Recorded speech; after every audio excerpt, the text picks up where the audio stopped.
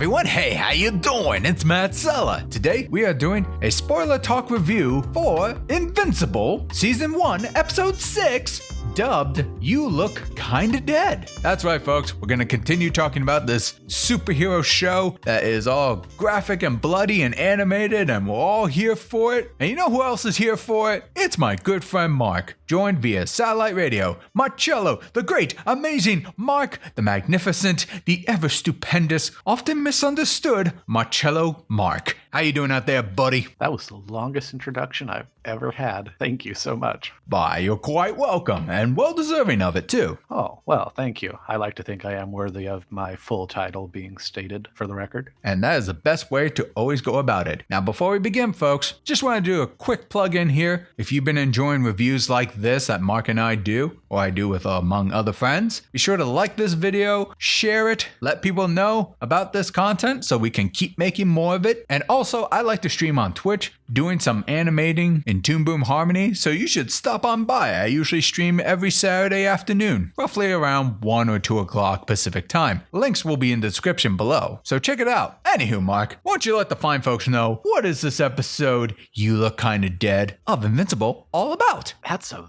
very good question. We got a lot of stuff going on here in this one. Robots gathering ingredients to save Monster Girl. It looks like Mark and Amber are both going with William, yeah, he's back, to a university upstate to meet his ex-boyfriend. And then there's all kinds of stuff with Debbie going to Art, who he's back to. There's a lot of people back, and they deduce what actually happened between Nolan and the Guardians. And then, the Mahler twins are having a backup plan in case Robot betrays them, because, he probably will. Then there's, Eve talking about stuff with her parents and powers and all kinds of things. There's a lot going on. Where to begin? I suppose the best thing would be, Matt, with that in mind, out of all those, was there a narrative thread in there that particularly interests you or that you liked, or what did you think? I think for me personally, one of the biggest things that I found myself invested in with this show is Debbie coming to the realization that Nolan, aka Omni-man, did in fact kill all those heroes in the very first episode we saw. Going through the forensic, tracking all that DNA, aged blood, and all that stuff. It's some really heavy and terrifying things that she has to go through right now. And the fact that we're kind of seeing that Omni-man might not be the straight up evil douchebag that he clearly is probably being. He does have some attachments to some elements on this earth, including Debbie herself. So I like the fact that he is straight up kind of fighting himself on how he's going to handle this situation as peacefully as possible to sweep it under the rug and not resort to his instinct to just smash or remove things in his way. So I think that storyline is probably the most interesting part to me right now. But Mark, tell me, what were some of the other elements that did work for you? But more specifically, as you mentioned kind of off camera, the pacing in the last episode was really good. The pacing in this one might be in contrast, right? I'd say so. I like that the stuff with the Mahler twins is building, but because that's just kind of been a more continuous thread since the beginning, but it even felt sidelined. But I wanted to like the stuff with William and his boyfriend and the cyborg stuff, because that was really interesting. But I think because William's kind of just not been a factor so much, you made a point of how he kind of would have been more, if he had a little more screen time, kind of like Peter Parker's friend in the new Spider-Man film, Ned, right? I think that was his name, yeah. Yeah, if I forget his name too, and I apologize if I do. It's been a long week. But if he kind of was sprinkled in a little more in the episodes and kind of, even kind of had already deduced that Mark was invincible, because this episode also had, secret identity drama. And we both kind of agreed that, we were kind of just like, oh,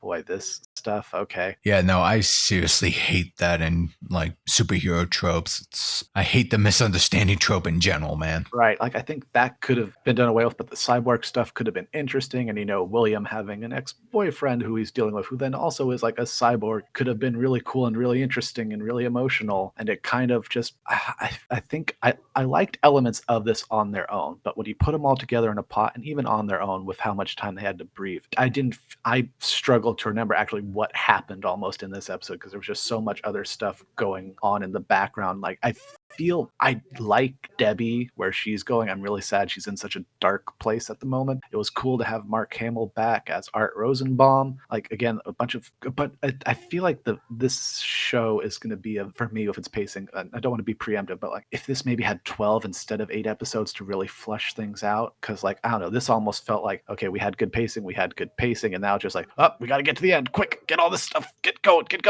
go. So I'm still enjoying it, but I wish this episode had more time to do all the things it wanted to do. Like if you even honestly split this into 2 episodes and let the narrative threads play out more, I really would have enjoyed it more, I think. To kind of add to what you were saying there, Mark, like some elements that are interesting but kind of feel like they go nowhere because it becomes filler to me. Adam Eve leaving home, skipping college to kind of pursue like humanitarian efforts. Like I appreciate that, and I really like that she wants to use her powers in a slightly different way. Yeah, that's actually very interesting. When she left home, she had a confrontation with her parents. Her mother, apprehensive, yes. Her father being completely insufferable about it. In a certain way, I kind of understand where he was coming from, where he doesn't want his daughter to get hurt. But the way he said what kind of life he wants Eve to have, I was like, okay, Eve, you have every right to say that hurts, because what he said is completely selfish. So I thought that was interesting. But again, throughout the episode, we just see her do like little bits of things, but it kind of felt like filler to me that didn't really like end in like a hook of what kind of life that could be like, aside from like going around putting out fires, raising crops. Like I would like to see like maybe like a social conflict to that, a push against what she might be doing, or something to further advance what she could do on such a level. So no, I echo what you say there, Mark. I think there was just a lot going on, but the pacing was just kind of all over the place where it just felt odd. Yeah, no, that I feel like Eve's stuff was really cool. Her father was really selfish. And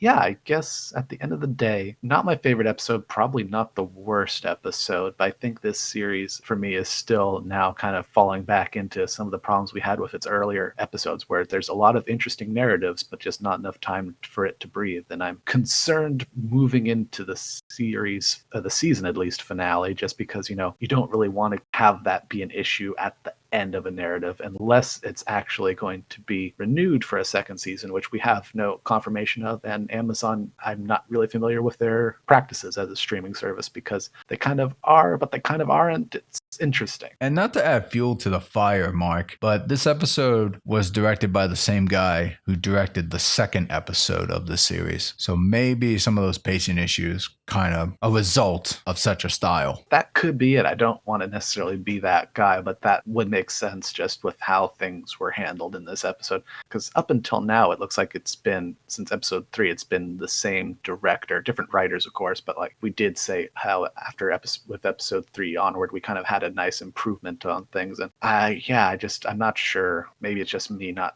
jiving with directorial choices in this episode, but that's a very interesting thing, because it looks like we don't have the same writer. As this series is very interesting. Usually there's much more. This seems very, writers come and go a lot on shows, but like this is, the directing and the writing here seems very interesting from a production standpoint. I'll say that much. It's a little bit all over the place. According to the wiki, though, the only consistent writer is the first episode and the last episode. Yeah, it looks like it. Robert Kirkman, who was the guy who wrote the comics. So that's interesting. Which, again, we haven't read. Too true. We can't say that enough. Well, Matt, I think that, as confusing as it is, gets us through talking about this rather convoluted narrative at the moment. So would you like to do the honor of taking us home? Yes, sir. Well, you heard our convoluted thoughts, and now we'd like to hear yours. Let us know in the comment section below. What did you think of this episode of Invincible Season 1, Episode 6? You look kinda dead. Did you like it? Did you not like it? Share your thoughts. Join the conversation. Be sure to like, share, subscribe, ring that bell to be notified when new videos drop.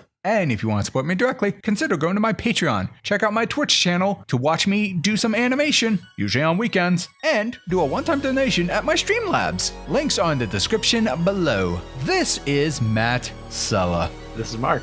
Thanking you all for tuning in.